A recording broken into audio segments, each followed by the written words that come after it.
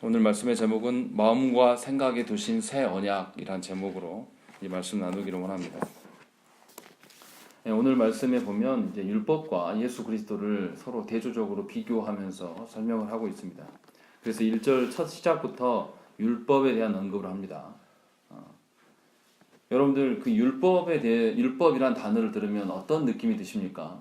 율법이란 단어를 딱 들으면 긍정적입니까? 부정적입니까? 또 율법이란 단어를 들었을 때 따뜻한 느낌입니까? 아니면 뭔가 경직되고 딱딱한 느낌이 듭니까? 아마 율법이란 말을 들으면 대부분 다 경직되고 딱딱하고 뭔가 좀 굳어지는 느낌, 그리고 따뜻한 것 없고 부정적인 느낌을 많이 받으실 겁니다. 근데 이제 율법 하나만 말고 율법과 복음으로 이제 비교해서 이야기하면 더 그렇게 생각이 들 거예요. 우리가 그래서 일반적으로 율법하면 굉장히 신약 성경에 넘어와서는 굉장히 부정적인 단어로 많이 사용됩니다. 그런데 우리는 이것을 잘못된 것으로 우리가 알아야 되는 것이죠. 하나님께서 율법에 대해서 부정적으로 사용하신 이유는 율법을 남용했기 때문에 잘못되게 이제 말씀하는 것입니다. 성경에 보면 율법을 다 부정적으로 보지는 않습니다. 우리가 잘 아는 시편 1편 1절과 2절에 보면 복 있는 사람은 악인들의 꾀를 따르지 아니하며 죄인들의 길에 서지 아니하며 오만한 자들의 자리에 앉지 아니하고 오직 여호와의 율법을 즐거워하여 그의 율법을 주야로 묵상하는도다 라고 이야기합니다. 그러니까 복이 있는 사람, 어떤 사람이 복을 받냐라고 이야기했을 때 율법을 즐거워하고 주야로 그것을 묵상하는 자, 이런 자가 하나님의 복을 누리는 사람이다 라고 성경에서 선언한다는 것이죠. 그러니까 그 율법이라는 것이 분명히 긍정적이고 따뜻한 어떤 의미가 있다라는 것이죠. 하나님의 복과 관련된 이야기고. 그렇기 때문에 이 율법에 대해서 우리가 이미 말씀을 보기 전에 선입견으로 갖고 부정적이고 딱딱한 것이다 라고 보는 것, 그리고 율법이 필요 없는 것처럼 이야기하면 굉장히 문제가 생길 수가 있다는 것이죠. 그러니까 성경에서 율법을 사용할 때 본문의 문맥에 따라서 이게 부정적으로 쓰인 단어인 건지 아니면 긍정적으로 쓰이고 있는 건지를 우리가 구분해야 됩니다. 율법이란 단어를 가지고 무조건 부정적으로 보는 것은 성경을 잘못 보는 것이라는 거죠. 오늘 본문에 나타난 그 율법에 대해서 우리가 보셔야 될 게 뭐냐면, 오늘 본문의 율법에 대한 느낌은 어떻습니까? 율법이 부정적으로 쓰였습니까? 아니면 긍정적으로 쓰였습니까? 중립적으로 쓰였습니다. 부정적으로 쓰이지 않았어요. 근데 오늘 읽으면서 우리가 자꾸 생각되는 게 율법을 폐하고 예수 그리스도께서 새 언약을 주신다라고 생각을 하니까 자꾸만 율법이 부정적으로 보이는데, 분명히 오늘 말씀에서는 율법의 한계에 대해서는 분명히 이야기를 합니다. 그러나 하나님께서 주신 은혜의 수단으로서의 율법이 있다라는 것이죠. 율법이 있어야 돼. 율법이 지금 오늘 본문에서 나타나는데 어떤 것들로 이야기하냐면 율법들을 그 구약의 제사 규례들로 비유해서 이야기를 합니다. 그래서 어떻습니까? 1절에도 보면, 우리 1절 한번 읽어보실까요? 읽겠습니다. 시작.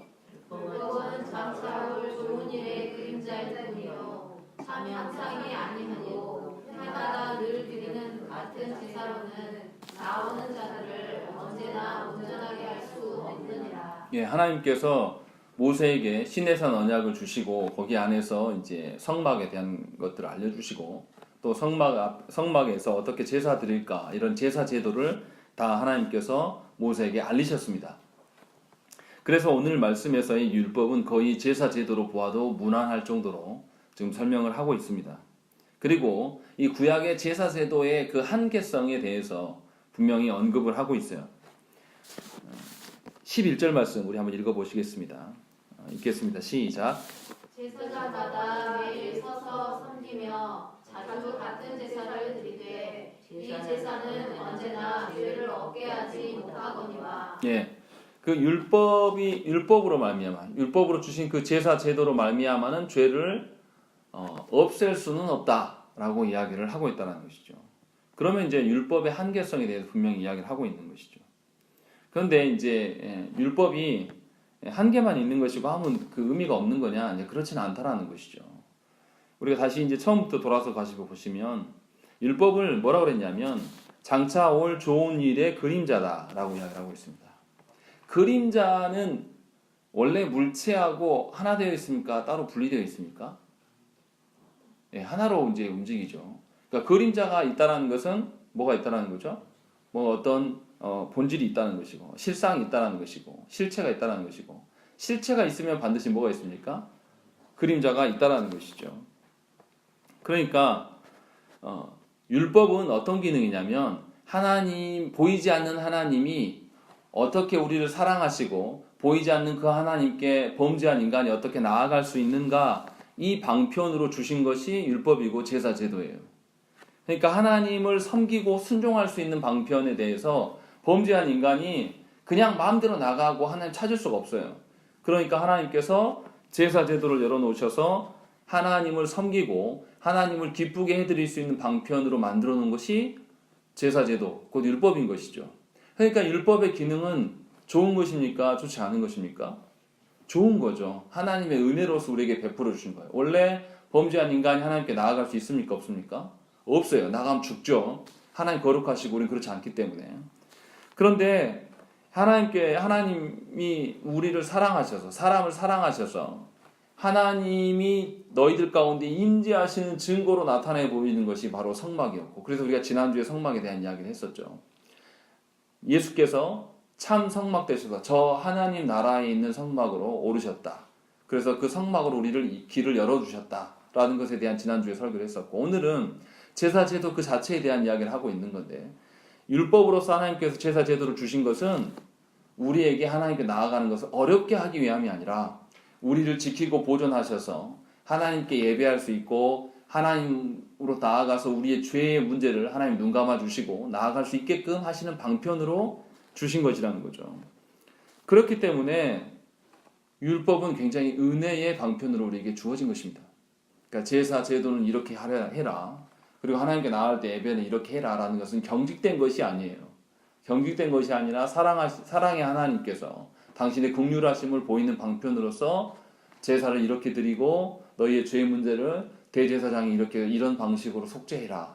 그리고 1년에 한 번씩 대속죄일에는 너희의 모든 죄악들, 이스라엘 전체의 죄악들을 이 염소에게, 아세살 염소에게, 양에게 안수하여서 광야로 떠나보내서 하나님께서 그 모든 죄를 눈 감아주시는 그런 은혜의 방편으로 열어놓으셨다는 것이죠. 그러니까 저와 여러분들이 정해진 시간에 나와서 예배하고 예배로 나올 때 준비하는 자세를 하나님께 나오는 것은 은혜의 방편이에요.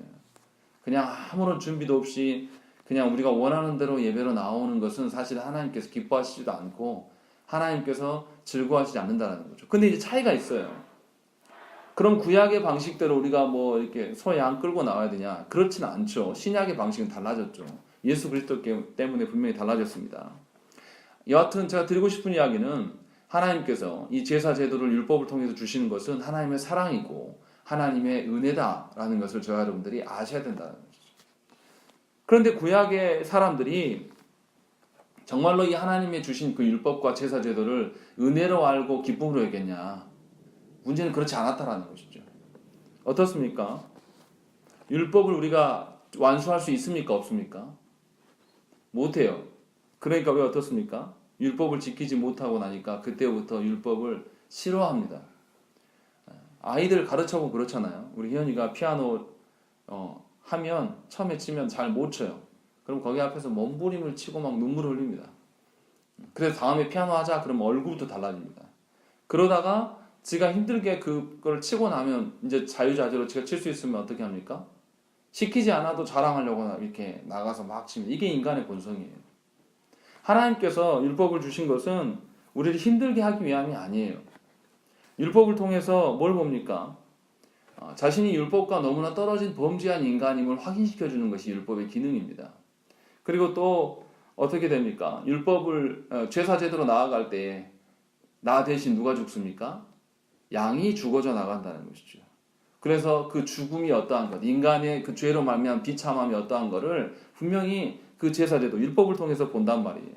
그러니까 율법의 1차적인 기능은 뭐냐면 우리의 죄악들을 보게 만들어요. 우리의 그 오물들, 우리 오물을 쓴 우리의 상태, 더럽고 추악한 그런 상태를 마치 거울처럼 우리에게 보여준단 말이에요. 우리 여자분들한테 제가 질문 드릴게요. 여러분들 건강하고 좋을 때 거울 보고 싶으십니까? 아니면 굉장히 상태가 안 좋을 때 거울 보기를 원하십니까? 내가 피곤하고 주름이 많고 늙어갈수록 거울 보기를 소홀히 합니다. 보기 싫어해요. 젊었을 때는 거울 보기 좋아하잖아요. 이게 인간의 본성이란 말이죠. 그러니까 율법을 통해서 우리의 죄악을 보게 하시기 위하여서 하나님께서, 그래서 우리의 비참함을 우리가 스스로 해결할 수 없음을 알게 하시고 하나님께 의존하시기 위하여서 율법을 주셨단 말이죠. 그러면 당연히 율법 앞에서 우리는 뭘 발견해야 되냐면 추악하고 더러운 나를 발견하는 것이 너무나 합당한 거예요. 그리고 나서 하나님께 손을 내밀라. 이게 하나님의 방식인 것이죠. 근데 우리는 어떠냐면 나의 죄악이 드러나는 거 굉장히 싫어합니다. 그래서 말씀의 첫 번째 기능이 뭐냐면 죄를 보게 하는 것인데, 죄 보게 하면 떠나가고 싫어합니다. 우리는 말씀을 어떻게 이용하려고 합니까? 내 힘을 얻고 내 소원 성취하는 어떤 그런 부족처럼 사용하려고 하는 것이 한국교회의 현실이에요. 그래서 죄 문제를 다루면 부흥이 안 된다고까지 이야기를 합니다. 그런데 부흥의 주관자는 하나님이시고, 하나님을 만나지 않는 교회가, 하나님의 주권하에 있지 않는 교회가 사람들이 많이 모이는 것을 부흥이라고 할 수가 없다라는 것이죠. 그런 점에 있어서 분명히 하나님께서 제사 제도를 통해서 우리에게 하나님께 나아갈 수 있는 길을 열어놓으셨음을 저와 여러분들이 아셔야 된다는 것이죠. 원래 우리는 범죄 아래 살기 때문에 하나님 앞에 나아갈 수가 없어요. 하나님이 길을 열어주시지 않고 먼저 손을 내밀지 아니하시면 우리는 하나님께 나아갈 수 없는 그런 존재예요. 그런데 하나님께서 많이 양보하셔서 우리에게 제사 제도를 주시고 그 방식으로 하나님께 나와라 라고 이야기를 한 것이죠. 그래서 내가 직접 나가지 못하더라도 제사장을 통해서 대신 나가게 하고 멀리서나마 하나님의 영광을 보게 하는 거예요. 어떤 방식으로요? 구약의 성막을 생각을 해보세요. 이스라엘의 한 중심 안에 성막이 있고 그 중심에 하나님의 임재를 어떻게 확인했습니까? 하나님 그곳에 임재하면 불기둥이, 구름기둥이 하늘로부터 연결되게 보여줬다라는 것이죠. 그러니까 가까이는 나갈 수는 없지만 멀리서나마 그 하나님이 멀리 계시는 게 아니라 우리 공동체 한 중앙에 계시구나. 이것을 보면서 하나님이 떠나가지 않으셨구나 라는 것을 확인시켜주는 장치로서 하나님께서 우리에게 주셨다라는 거죠. 그러니까 하나님께서 얼마나 이 범죄한 인간들을 사랑하시고, 또 성막을 공부해보면 뭐가 나오냐면 성막과 이스라엘 지파들의 그 천막, 텐트의 사이가 유격을 두게 합니다. 가까이 못 오게 해요. 왜냐하면 오면 죽으니까. 그러니까 하나님께서 당신의 거룩성 때문에 우리가 죽을까봐 또 유지를 하면서도, 간격을 버리시면서도 또 그들 가운데 계시는 것을 보여주기를 원하신다는 것이죠. 직접 우리가 하나님 눈을 볼 수는 없고 직접 그렇게 할 수는 없지만 하나님께서 우리의 죄의 심각성과 우리의 죄의 비참함을 이 제사제들을 통해서 알게 하신다는 거죠. 그래서 하나님께 의존하여 살아갈 수 있게끔 길을 열어놓으신다는 것이죠. 이게 하나님의 방식이라는 것이죠. 우리는 어떻습니까? 아무리 사랑하는 자녀가 사랑해도 나를 좀 힘들게 하고 나를 괴롭게 하고 내 말에 거역하면 우리는 어떻게 해요? 거기 앞에 분노하고 자녀 앞에 더 이상 뭔가를 공급하지 않아요. 조금만 거슬리면 바로 자녀 없죠.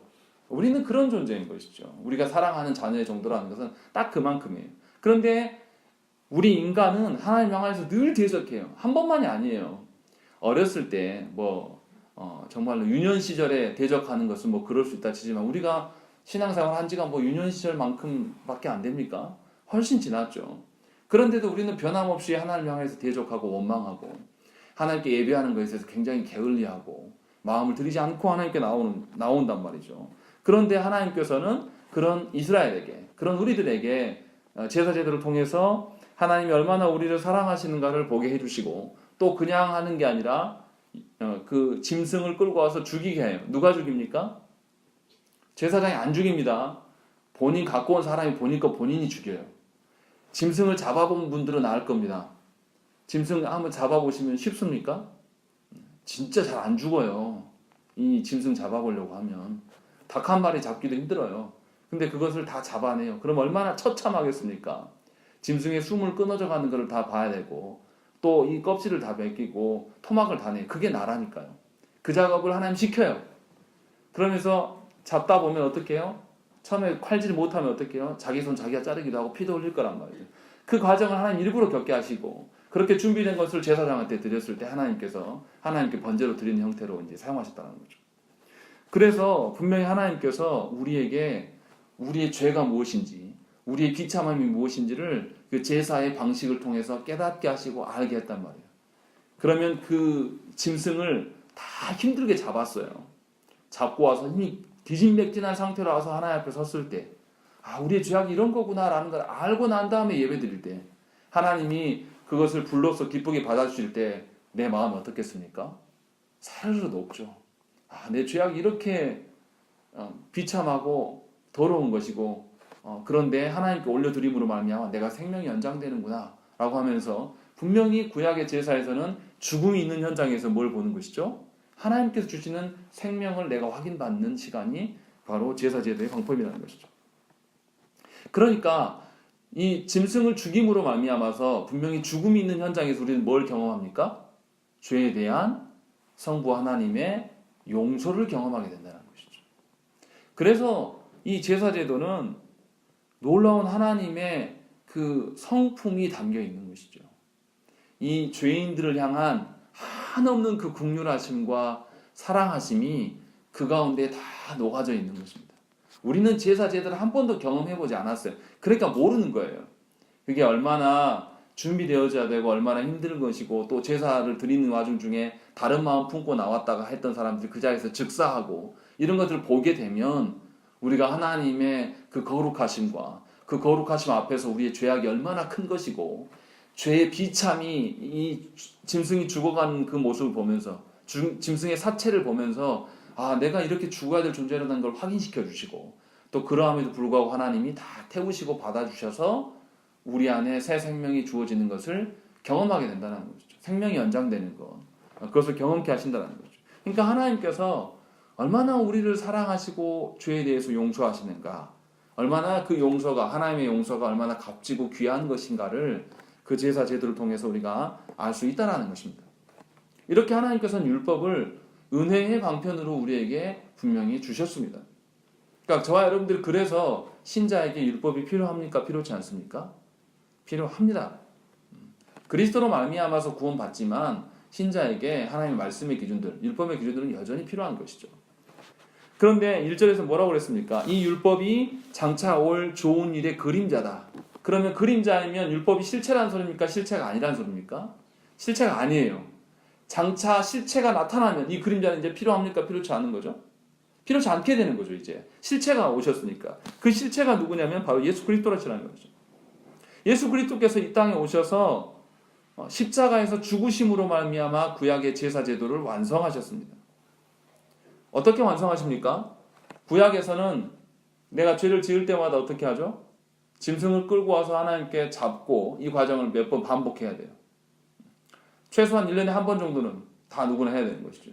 그런데 예수께서 직접 그 양이 되셔서 스스로 그 죽음의 자리에 우리의 모든 죄악을 짊어지고 죽으셨단 말이에요. 그러니까 이제 단번에 그것을 행하심으로 말미암아 더 이상 우리가 할 게 있습니까? 없습니까? 없어요. 더 이상 이제 우리가 양을 잡고 뭐 이럴 과정이 필요가 없어요. 예수께서 다 담당하셨기 때문에. 그래서 예수님께서 우리 안에 있어야 될 이 짐승의 죽음, 사실 우리의 죽음이죠.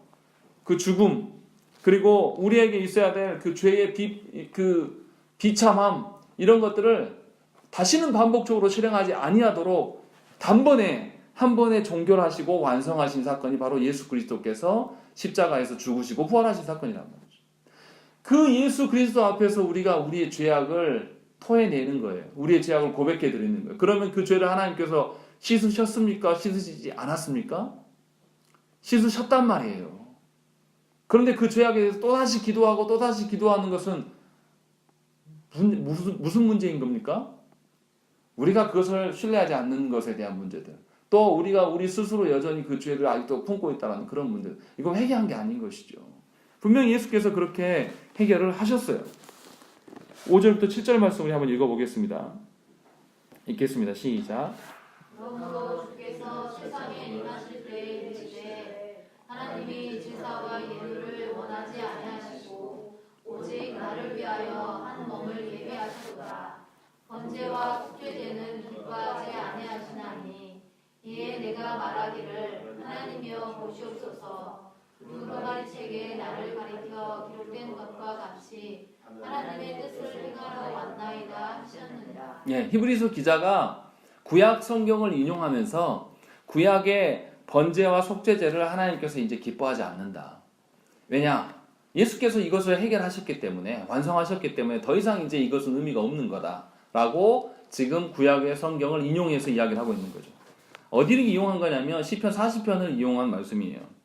시편 40편은 다윗의 시예요. 다윗이 죽을 뻔한 상황 속에서 하나님이 구원해 내시고 그 모든 핍박 속에서 견딜 수 있었던 것에 대해서 하나님께 감사하는 내용이에요. 그런데 다윗이 뭐라고 합니까? 시편 40장 6절에 보시면 이렇게 되어 있습니다. 주께서 내 귀를 통하여 내게 들려주시기를 제사와 예물을 기뻐하지 아니하시며 번제와 속죄제를 요구하지 아니하신다 하신지라 라고 되어 있습니다. 다윗이 뭐 때문에 감사하냐고 이야기하냐면 번제와 제사 예물 때문에 그런 것 때문에 감사하다라고 말하지 않고 다른 것을 이야기해요. 40장 7절 8절 말씀에 보면 이렇게 되어 있습니다. 그때에 내가 말하기를 내가 왔나이다. 나를 가리켜 기록한 것이 두루마리 책에 있나이다.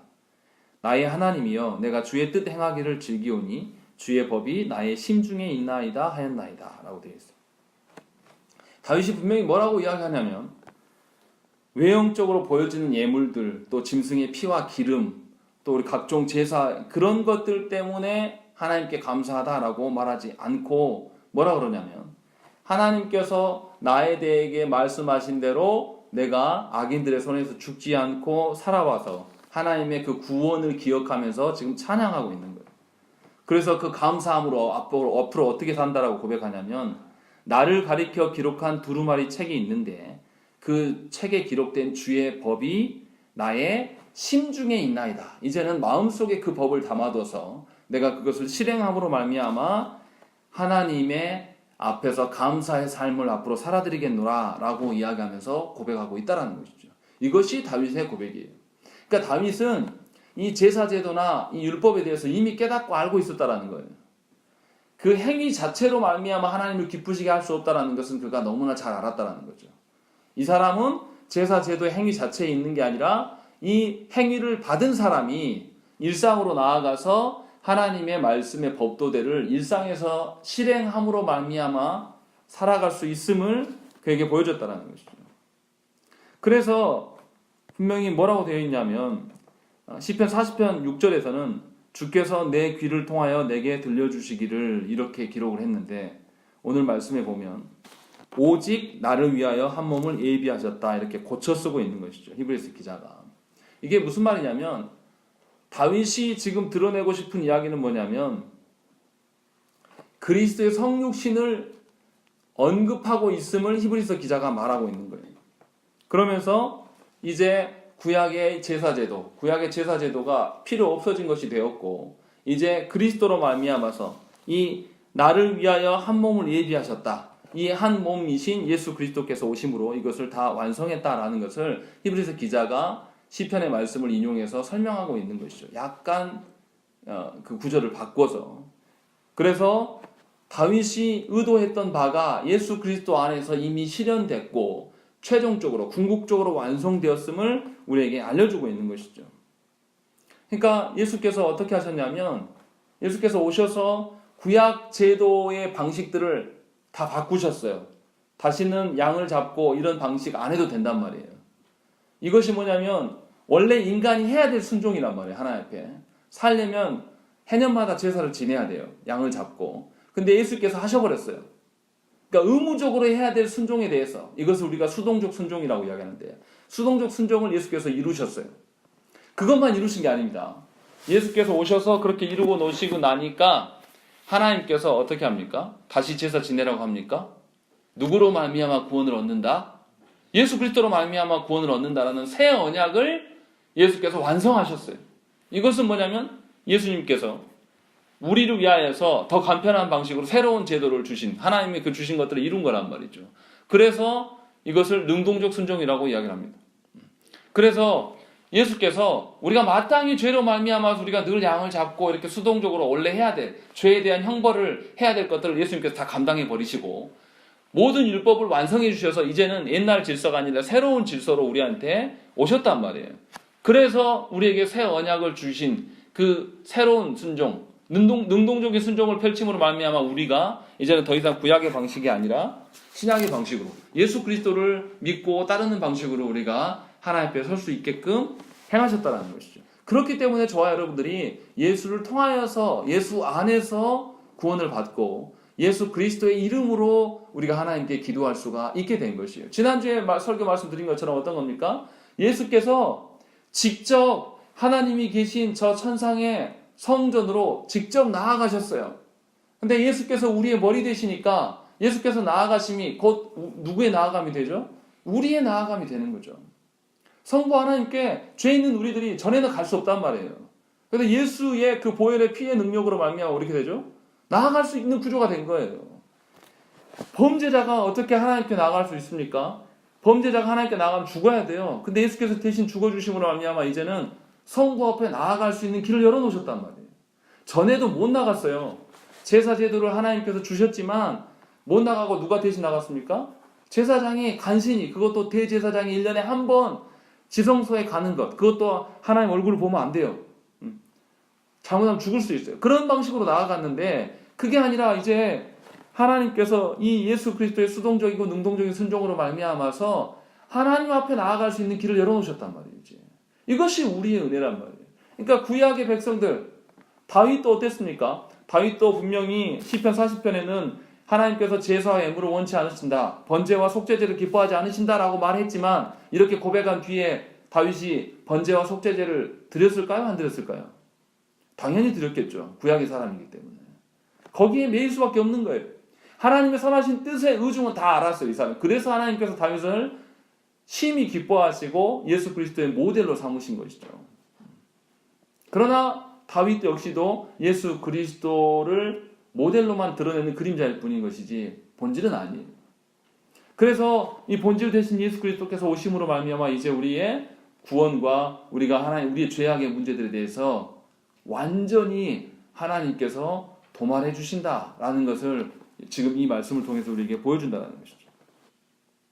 그렇기 때문에 저와 여러분들 어떻게 해야 되겠습니까? 우리의 죄악의 문제들을 하나님께 맡기는 거예요. 너무나 확실하기 때문에.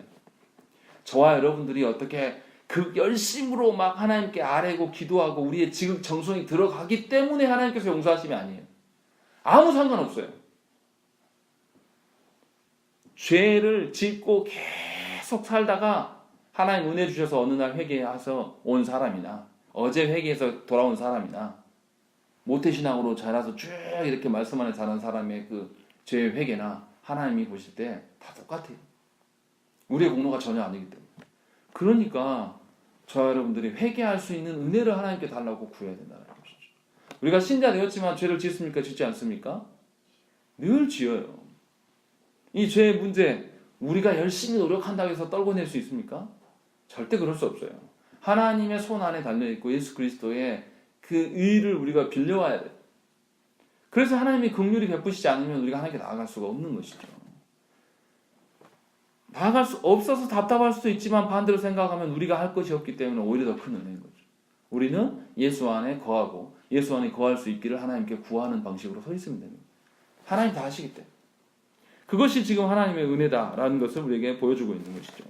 계속해서 말씀을 보면 이렇게 되어 있습니다. 11절과 12절 말씀을 한번 읽어보겠습니다. 읽겠습니다. 시작. 제사장마다 매일 서서 섬기며 자주 같은 제사를 드리되 이 제사는 언제나 죄를 없게 하지 못하거니와 오직 그리스도는 죄를 위하여 한 영원한 제사를 드리시고 하나님 우편에 앉으사. 예, 여기 보시면 제사장과 예수 그리스도를 비교해서 이야기를 하고 있어요. 제사장은 어떻게 있다고 그랬죠? 매일 서서 있다. 왜 이 말이 뭡니까? 제사를 계속 반복해야 돼요. 아침 저녁으로 하나님께 번제를 드려야 되니까 안식할 수가 없어요. 계속 서 있어야 돼요. 그것이 자신의 직무예요. 얼마나 고되고 힘들겠습니까? 안식이 없는 거죠. 안식이 없는 삶이에요. 그런데 예수님께서는 어디 계신다고 그러죠? 제사를 드리시고 하나님 우편에 서 계신다, 앉아 계신다. 앉아 계신다라는 것이죠. 앉아 계신다는 건 뭡니까? 쉬고 계신다. 안식할 수 있다. 라는 것을 비교해서 설명하고 있는 거예요. 히브리서 기자가 일부러 제사장은 서 있고요. 서서 자기의 직분을 감당하니까 안식이 없습니다. 그러나 예수 그리스도는 이미 다 이루셨어요. 이제 할 게 없어요. 다 이루셨기 때문에. 그래서 성부의 품 안에, 성부의 오른편 안에서, 성부의 그 품 안에서 안식하고 계신다. 예수님도 하나님이셔서 안식이 필요하신 그런 뜻이 아니에요. 우리의 머리로서, 교회의 머리로서 그 안식 안에 참여하고 계신다. 그럼 우리도 당연히 그 안식에 어떻게 되죠? 참여하게 된다는 것이죠. 이게 예수 그리스도께서 우리에게 베푸신 은혜란 말이에요. 하나님께서 처음 창조하셨을 때 어떻게 하셨습니까? 인간을 6번째 날 창조하셨어요. 그리고 그 다음 날에 하나님께서 뭐 하라고 그러셨죠? 안식하라고 그랬어요. 그러니까 사람이 태어나서 그 다음 날 처음 맞이한 게 뭐예요? 막 일하고 죽게 고생한 게 아니란 말이에요. 뭘 경험했습니까? 안식을 경험했단 말이에요. 하나님께서 처음 창조하시고 아담이 창조에 참여했습니까? 안 했습니까? 안 했어요. 그런데 그런 아담에게 하나님께서 뭘 줬어요?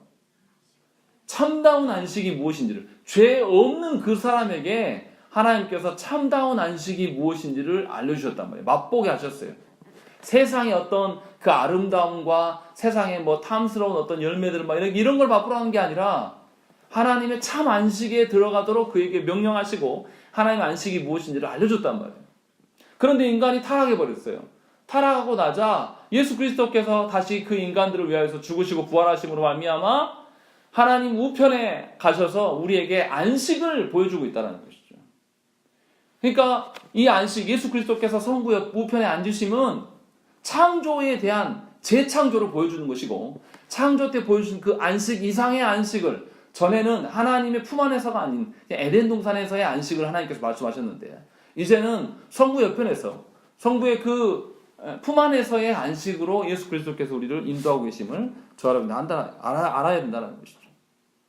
그러니까 예수 그리스도께서 승천하심은 우리 교회에 된 성도들의 모든 자들의 하나님 품으로 인도하심이고, 길이 확실히 열려져 있음을 우리가 거기에서 확신을 찾아야 된다는 것이죠. 구원의 어떠함, 믿음의 어떠함을 우리가 가진 어떤 것, 우리 행위를 통해서 하나님의 어떠함을 찾을 것이 아니라 이미 이루신 예수 그리스도 안에서 구원의 확신을 찾아야 되는 거예요. 그러니까 이룰 수 있는 거예요. 나는 미련하고 연약해요. 나는 여전히 부족해요. 또 죄도 짓습니다. 그런데 누가 나를 위해서 십자가에서 죽으시고 부활하셨습니까? 예수 그리스도께서 다 하셨어요. 그래서 나의 구원이 있는 거예요. 예수 그리스도께서 하셨기 때문에 거기에 대한 확증이 있는 거예요. 나를 보면서 구원에 대한 확증을 말하는 게 아니라 예수 그리스도께서 하신 그것 때문에 내가 구원이 있는 거란 말이에요. 그러면 내가 인생을 살아가면서 예수 그리스도를 부인하면 되겠습니까? 안 되겠습니까? 부인해서는 안 되죠. 언제나 예수 그리스도의 그 관계 안에서, 예수 안에서 살려고 부단히 예수가 노력해야 되겠죠. 그것만 유지하면 우리의 구원이라는 건 너무나 확실한 것이고, 삼위 하나님께서 우리에게 부어주시는 그 안식이라는 것도 너무나 확실한 거예요. 어떻게 막 신비적으로 뭐 은사체험에서 얻어지는 그런 안식이 아니란 말이에요. 성도에는 누구에게나 하나님께서 이 안식을 주시겠다라고 약속하셨고, 그것에 대한 증거로 누가 우리 안에 내주하십니까? 성령 하나님 우리 안에 내주하신단 말이에요. 그래서 삼위 하나님이 주시는 그 안식을 우리가 맛보고 누릴 수 있도록 하나님께서 베풀어 주심을 저와 여러분들이 아셔야 된다는 것이죠. 그러니까 예수 그리스도께서 이 제사 제도를 단번에 완성하신, 이 십자가에 죽으시고 부활하심, 이것은 뭐냐면 새 언약을 우리에게 열어주시는 인준식하고 똑같은 거예요. 예수 그리스도의 부활하심은 우리에게 이제는 옛 질서, 옛날 제사 드리는 방식으로, 이방 사람들도 제사 지냈잖아요. 그런 방식으로 예배에 참여하지 말라는 거예요. 전에는 하나님께 나아가면 뭐가 있었습니까? 양을 잡아야 되니까 반드시 뭐가 있어요? 제단이 있었단 말이에요. 그런데 이제는 예수 그리스도로 말미암아서 우리 앞에 제단이 없어요. 뭐가 있습니까? 우리가 그리스도의 몸됨을 확인하는 게 교회에서 뭐가 있어요? 성찬이 있지 않습니까? 성찬상이 있어요. 성찬상이 뭐 하는 상입니까? 동물을 잡아 죽이는 그런 상입니까? 아니에요. 뭘 먹고 마십니까? 그리스도의 몸과 그리스도의 피를 먹고 마시는 장소. 그러니까 이 성찬상은 식탁이에요. 식탁. 전에는 하나님께 나아가려면, 삼위 하나님께 나아가려면 어떻게 해야 됩니까? 짐승을 죽이는 제단이 있어야 되겠지만 이제는 예수 그리스도로 말미암아서 뭐 하는 거죠? 식사 교제의 자리로 하나님께서 우리를 부르시고 계신다는 거죠. 얼마나 은혜입니까? 전에는 죽음이 난무하고 그 시체를 막 하고 피가 낭연한 그런 상태로 하나님 앞에 서야 되는데 이제는 예수 그리스도로 말미암아 우리한테 상을 차려주세요. 다 차려놓고 와서 먹고 마시고 함께 즐기자고 하시는 거예요. 우리가 친해지려면 어떻게 합니까? 사람하고? 밥 먹지 않습니까? 맛있는 밥을 먹잖아요. 그런데 우리에게 영원한 생명 되신 예수 그리스도께서 모든 것을 제공하시고 식탁으로 참여하고 우리를 부르셨단 말이에요. 그러니까 더 이상 우리가 이 예배당을 보고 성전이라고 하면은 예수 그리스도의 일하심을 무시하는 것밖에 안 돼요. 이 말씀을 전하는 여기도 말씀을 전하는 그냥 설교단인 것이지 다른 의미가 없어요. 이 밑에 있는 이 단도 재단이 아니에요. 재단이라고 말하지 마세요, 제발. 재단이 아니고 뭐죠? 성찬상이에요. 그냥 식사하는 식탁이란 말이죠. 누구와 함께? 삼위 하나님과 여기에서 식사하는 장소가 우리 가운데 온 것이에요. 그러니까 예배당을 나올 때에 제사의 개념으로 이제 더 이상 볼 필요가 없어요. 예배로 나올 때 누구와 교제합니까? 삼위 하나님과의 교제예요. 얼마나 큰 은혜예요. 얼마나 큰 은혜를 우리에게 부어주시고 하나님께서 우리를 불러 모으셔서 그렇게 죄 많은 우리들에게 예수 그리스도의 공로로 말미암아서 하나님의 상에 올라앉아서 함께 식사 교제를 하나님께서 원하신다는 것이죠. 에레미야 31장, 제가 지난주에 말씀드린 에레미야 31장 31절부터 33절이 하나님께서 새 언약을 주실 것에 대한 이야기를 에레미야가 예언한 부분이에요. 거기에 31절에 보면 여호와의 말씀이니라 보라 날이 이르니 내가 이스라엘 집과 유다 집에 새 언약을 맺으리라 이렇게 되어 있습니다. 이 부분을 지금 16절과 17절이 가져왔어요. 그 말씀을 그대로. 그래서 16절 보시면 주께서 이르시되 그날 후로는 그들과 맺을 언약이 이것이라 이렇게 이야기하고 있는 것이죠. 분명히 예레미야에서는 내가 이스라엘 집과 유대 집에 새 언약을 맺으리라 라고 이야기했어요. 그래서 분명히 이스라엘에만 국한된 언약을 이야기를 하셨단 말이에요.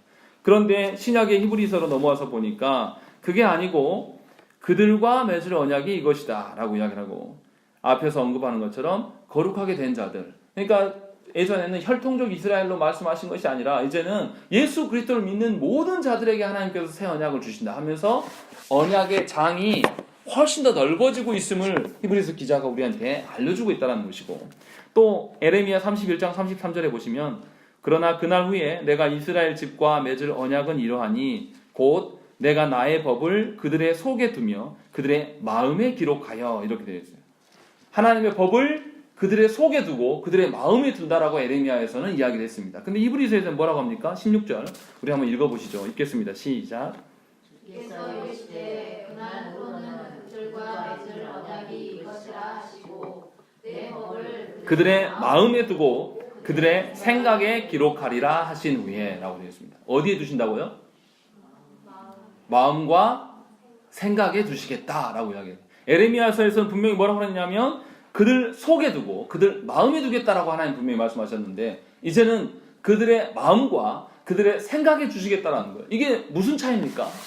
전에는 하나님께서 그 공동체 가운데 그 질서로서 하나님께서 율법을 주셨어요. 근데 그게 아니라 이제는 예수 그리스도 말미암아 모든 성도들의 마음속에 하나님 주시고 사람들의 생각에 주시겠다라고 하는 거예요. 이 말은 하나님의 그 말씀의 법도대로 우리의 마음과 우리의 생각을 지배하셔서 우리 안에 분별력을 주시겠다라는 거예요. 살아갈 수 있는 지혜와 어떤 깨달음을 성령 하나님께서 우리 안에 내주하셔서 깨닫게 하시고 알게 하심으로 말미암아 일상에서 하나님의 법을 이루며 살아가라고 말씀하고 있다는 것이죠. 우리가 앞에서 이야기했던 다윗이 고백한 것처럼 다윗이 뭐라고 고백합니까? 7절에 있는 말씀처럼 이에 내가 말하기를 하나님이여 보시옵소서 두루마리 책에 나를 가리켜 기록된 것과 같이 하나님의 뜻을 행하러 왔나이다 라는 것이죠. 그냥 제사만 드리고 끝 하는 게 아니라 제사를 드려서 하나님의 마음과 하나님의 긍휼과 하나님의 성품과 하나님의 그 용서하심을 이 사람이 다 누렸단 말이에요. 그러니까 그것을 끌고 일상의 삶으로 가서 하나님이 나를 용서하심처럼 내가 그를 용서하겠다. 하나님이 나를 죄를 긍휼히 여기신 것처럼 나 역시도 내 원수들을 긍휼히 여기겠다. 그런 마음으로 다윗이 앞으로 살겠습니다. 이 고백한 것처럼 예수 그리스도께서 우리 안에 오셔서 우리에게 죄의 용서를 주셨단 말이에요. 그것을 우리의 마음에 주셨어요. 머리로만 아는 것이 아니라 우리의 마음을 주셔서 우리의 정서가 예수 그리스도로 말미암아 용서하고 긍휼히 여기는 정서가 우리 가운데 주셨어요. 이미. 그리고 우리의 생각을 말씀을 통해서 주셔서 어떻게 해요? 우리의 판단력과 우리의 어떤 분별력을 내 생각이 아니라 하나님의 말씀의 기준으로 삼게 하셔서 하나님의 기준대로 살게 하실 것들에 대한 약속들을 하고 계신다는 것이죠. 히브리서 기자가 지금 우리에게 권면하는 말씀이 바로 이거예요.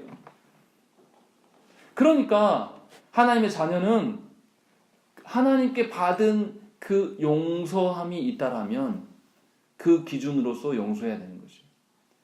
그래서 예수께서 뭐라고 하셨습니까? 몇 번씩 용서하라고요? 네.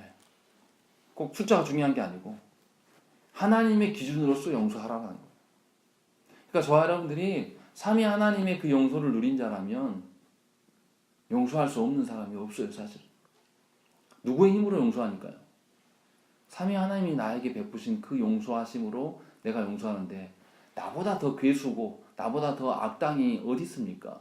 하나님 앞에서 내가 하나님께 범죄하고 저지른 그 죄가 큽니까? 아니면 타인이 나한테 화를 돋구고 한 그 죄가 큽니까? 이건 비교할 수가 없는 이야기인 것이죠. 지금 그 은총을, 그 은혜를 누리라라고 지금 히브리서 기자는 우리한테 권면하고 있다는 것입니다. 그래서 이 요한 사도는 이 하나님의 사랑을 다르게 하나님의 율법을 하나님의 사랑으로 표현해서 이렇게 이야기합니다. 요한일서 4장 9절과 10절 말씀에 하나님이 사랑이 우리에게 이렇게 나타난 바 되었으니 하나님의 율법이 우리에게 이렇게 나타난 바 되었으니 하나님의 사랑이신 예수 그리스도께서 율법을 이렇게 완성하셨으니 하나님이 자기의 독생자를 세상에 보내심은 그로 말미암아 우리를 살리려 하심이라. 사랑은 여기 있으니 우리가 하나님을 사랑한 것이 아니요 하나님이 우리를 사랑하사 우리 죄를 속하기 위하여 화목 제물로 그 아들을 보내셨습니다. 이렇게 고백하고 있다는 것이죠. 저와 여러분들이 그 사랑을 덧입어서 하나님의 자녀로 사는 거예요. 그러니까 저와 여러분들은 이미 하나님의 사랑을 이미 받고 누린 자란 말이죠. 그러면 우리가 받고 누린 이 사랑을 어떻게 세상 속에서 실현해야 될 것인가는 말씀이 있는 것입니다. 그래서 말씀대로 사시라는 거예요. 그냥 여기서 말씀 듣고 깨닫고 끄덕끄덕하고 마는 것이 말씀대로 사는 게 아니에요. 다윗 분명히 그랬어요. 제사로 끝나는 게 아니라 일상에 가서 하나님의 그 선하심을 그대로 내가 살아보겠다라고 분명히 이야기를 하는 것이죠. 저와 여러분들이 그래서 말씀 중심으로 살아야 되고 교회는 다른 어떠한 것보다 말씀을 가르치는 일에 매진할 수밖에 없는 것이죠. 그래서 제가 여러분들한테 계속 강조하는 게 뭐냐면 여러분들이 경험한 바, 여러분들이 체험한 바 가지고 이야기하지 말라는 거예요. 하나님의 말씀에서 말하시는 대로 우리가 판단하고 분별하고 우리의 삶에 적용하면서 살려고 생각하라는 것이죠. 그런데 계속 가르쳐도 우리가 뭐라고 합니까? 내 경험을 계속 이야기해요. 그거 의미 없다라니까요. 그거 아무 의미가 없어요. 내 경험이 어떤 건데요? 삼위 하나님으로부터 그 받은 은혜를 누리면서 그 용서함에 대한 경험입니까? 그것도 아니잖아요, 사실은. 우리가 본 교회가 정말로 그런 모델링으로 세워졌는 교회냐? 저는 한국 교회는 없다고 봐요. 말씀 속에서 말씀하시는 교회를 봐야죠. 우리가 그대로 될 수는 없지만 되려고 하나님께 순종하려는 의지를 가져야죠. 그러니까 우리가 경험한 바대로 어떤 그런 수준의 교회가 아니라 말씀 속에서 말씀하시는 그 높은 수준의 교회를 소망할 수 있는 것은 뭡니까? 이 교회를 누가 이루어 가시기 때문에 삼위 하나님께서 이루어 가시다는 우리 안에 확신이 있기 때문에 그것을 소망하며 살아갈 수가 있는 것이죠. 우리는 완성할 수는 없을 거예요. 예수께서 재림하셨을 때 그날에 완전한 교회의 모습으로 하나님께서 완성시키실 거예요. 그러나 그 날이 너무나 확실한 것이고 그 날이 그 하나님 나라가 이미 시작되었어요, 우리한테. 그렇기 때문에 우리가 그것을 추구하며 소망해 나아가는 거예요. 이미 시작됐기 때문에. 누가 시작시키셨어요? 예수 그리스도께서 우리 위해서 십자가에 죽으시고 부활하시고 승천하심으로 말미암아 하나님 나라가 우리 가운데 와버렸단 말이에요. 이미 시작이 되었어요. 그러니까 우리가 그 질서대로 여러분의 가정을 새로운 질서로 바꾸시라는 거죠. 여러분의 가정을 또 우리 하나님께서 세우신 이 교회를 옛날 내가 본 교회의 뭐 그런 것들 근거로 와서 이야기하지 말라라는 거예요. 하나님이 말씀하시는 교회의 그 원리대로 잘 안 되지만 해보고 노력하자라는 거죠. 시행착오는 분명히 있을 겁니다. 그러나 우리가 우리 어리석음에도 그렇게 행할 때에 하나님께서 그냥 보고만 계시겠냐 이 말이에요. 그럴 수 없다라는 것이죠. 그렇게 안 하시는 분이라는 거죠. 생각을 해보세요. 탕자의 비유를 한번 생각을 해보십시다. 둘째 아들은 나가서 사고치고 제 하고 싶은 건 난리라고 재산도 반토막 낸 사람이에요. 근데 이 사람이 어떻습니까? 아버지께 돌아와서 뭘 경험합니까? 아버지의 용서와 사랑을 경험해요. 그러니까 그 사람이 어떻게 합니까? 처음에는 아버지 종으로 내가 들어올란다 이렇게 하고 돌아왔어요. 근데 아버지께서 용서하니까 어떻게 합니까? 기뻐하면서 전에 죄악에 휩싸여서 아버지한테 죄 지은 것에 대해서 너무나 죄송스러워가지고 여전히 죄에 붙들려 있는 게 아니라 어떻게 되죠? 잔치에 들어갔어요. 그런데 큰아들은 어떻게 했습니까? 늘 아버지 집에 머물렀고 늘 아버지가 시킨 일들을 했을 거예요. 율법을 잘 지켰을 거란 말이에요. 그런데 이 큰아들이 아버지의 마음을 압니까? 모릅니까? 전혀 모르는 거죠. 그래서 어떻게 합니까? 율법의 기준을 들이대는 거예요. 아버지한테. 아버지에게 말이 됩니까? 나는 당신의 재산을 늘리기 위해서 내가 아버지 밑에서 얼마나 순종하고 헌신하고 내가 한 게 얼만데 저 녀석은 재산도 반땅 날려먹은 놈인데 어떻게 쟤한테 잔치를 손을 잡아주고 가락지를 껴줄 수 있냐? 지금 뭘 모르는 것입니까? 하나님으로부터 아버지로부터의 용서함과 자신의 죄의 어떠함을 전혀 볼 줄 모르는 인간이 되어 있다는 것이죠. 우리가 어떻게 신앙생활을 해나가며 우리가 어떻게 인생을 살아야 되겠습니까? 하나님께서 이미 그리스도로 말미암아 충분히 그리스도의 희생으로 말미암아 우리 안에 은혜를 다 베풀어 두셨단 말이죠. 전에는 그 제단 앞에서 죽음과 피 흘림의 그 현장에서 잔혹한 것을 보게 하셨던 하나님께서 이제 예수 그리스도로 말미암아 우리를 식탁으로 불러놓으셨어요. 그것이 그래서 교회 안의 성찬이 굉장히 중요한 것이죠. 성찬의 자리에서 뭐를 경험하는 것이죠? 죄의 용서함과 하나님과의 친밀도가. 그래서 성찬에 참여하면 모든 성도가 그리스도 삼위 하나님 안에서 우리가 하나 되는 것을 경험하는 것이죠. 식탁의 장소로 우리를 부르신 거죠. 그리고 또 어떻게 합니까? 예수 그리스도께서 이 땅에만이 아니라 저 하나님 나라의 그 성부가 계신 그곳에 우리를 갈 수 있도록 길을 확실히 열어놓으시고 우리를 이미 초청하셨어요. 그리고 머리 되신 그분이 성부의 품 안에서 안식을 누리고 계신단 말이에요. 그 안식을 우리에게 성령님을 통해서 주고 계신다는 것이죠. 너무나 확실한 거예요. 이 땅에서만이 아니라 저 하나님 나라에서까지 길을 다 열어놓으시고 우리를 하나님의 그 은총으로 말미암아 살게 하신 하나님이라는 거죠. 우리는 날마다 그러니까 삼위 하나님께서 주시는 말씀으로 우리가 먹고 마시면서 이 땅에서 저 하나님 나라의 백성처럼 저 하나님 나라의 식탁에 참여한 자처럼 이 땅을 살아갈 수가 있는 자들이에요. 누구 때문에요? 예수 그리스도께 행하신 그 일들로 인하여서 또 성령 하나님이 우리를 도우시고 계시고 성부 하나님께서 우리를 그렇게 용서하시고 관용해 주심으로 말미암아서 우리가 그것을 누리는 자로서 교회되어 있다는 것을 여러분들이 아셔야 된다는 것이죠. 이게 얼마나 은혜입니까? 우리는 그런 존재가 아니에요. 그런데 하나님께서 우리를 그렇게 여겨주시고 그렇게 살라고 계속 요청하고 계신다는 것이죠. 그러니까 여러분들의 삶의 정황이나 여러분들의 처지나 형편이나 상황 가지고 하나님 앞에 나오지 말라는 거예요. 다 아세요. 아드님까지 다 내어주신 그분이 모를 리가 있겠습니까? 다 아세요. 우리는 그저 삼위 하나님께서 우리에게 공급해 주시는 것으로 말씀에 취하여서 말씀대로 그 식탁 교제로 말미암아 하나님 주신 말씀으로 배불러서 살아가면 되는 자들이에요. 그럼 나머지는 하나님 다 하신다라고 약속하셨단 말이죠. 그러니까 얼마나 큰 은혜입니까? 지금 히브리서 기자가 핍박당하고 순교당하는 그들에게 지금 이 말씀을 주고 있는 거예요. 그들에게도 너무나 확실한, 지금 예수 믿는 것 때문에 죽어져 가고 있는 공동체에게도 이렇게 확실한 것이 이것이다라고 제시하는데 우리처럼 평안한 자들에게 이게 주시는 것은 얼마나 더 확실하겠습니까? 그때의 성도들하고 비교할 수 없는 우리는 순탄한 지경에 있는 것이죠. 그런데도 하나님 우리에게도 동일한 말씀을 주시면서 우리를 그곳에 초청하고 계십니다. 어떻게 살아야 될지 충분히 이해하셨으리라 믿습니다. 이제는 하나님께 기도할 것도 달라져야 될 거예요. 이제는 전에는 내가 내 상황이나 내 처지에 따라서 기도했더라면 이제는 하나님의 것으로 우리 기도하십시다. 이제는 하나님께서 이루실 것들에 대한 소망을 품고 살아가십시다. 그래서 하나님께서 부르시는 그날까지 기쁨과 감사가 넘쳐야 되는 것이 정상적인 그리스도인이 되는 거죠.